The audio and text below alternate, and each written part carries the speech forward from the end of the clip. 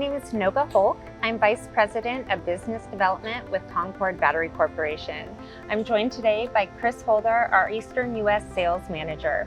We're discussing ways to maximize the life of your lead-acid battery, and specifically in this segment, we'll be talking about parasitic loads. Chris, what exactly is a parasitic load? So a parasitic load is defined as a draw on the battery when everything is turned off on the aircraft. The master switch, the electrical switches, everything is off, and there's still a draw on the battery.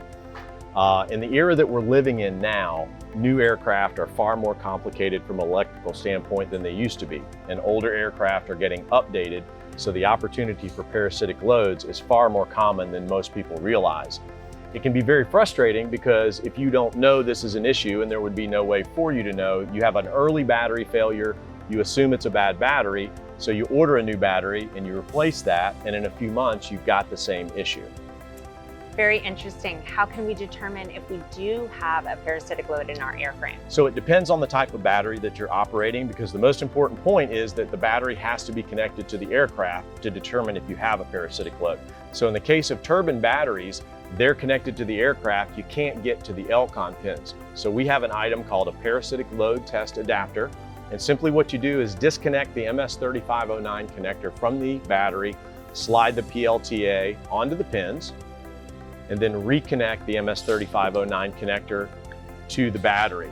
And you'll see the leads falling down from the PLTA. You need to use a multimeter that has a 10 amp to a milliamp capability and fused in case the parasitic load is larger than the multimeter can handle.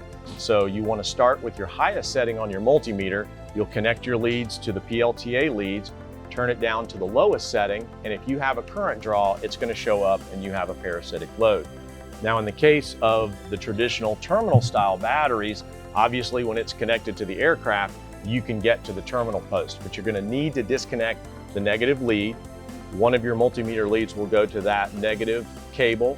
The other lead will go to the negative post. Do the same thing with your multimeter, set it on the highest setting. As you crank it down, if you see a draw, you've got a parasitic load.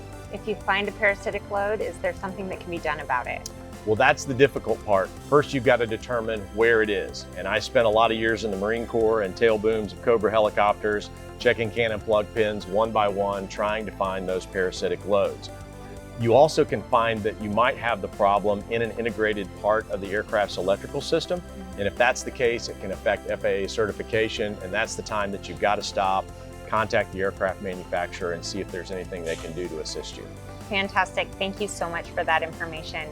If you'd like more information about parasitic loads, please reference Technical Bulletin 10 under the Knowledge Center of our website, and also take a look at our component maintenance manual. Thank you so much, Chris.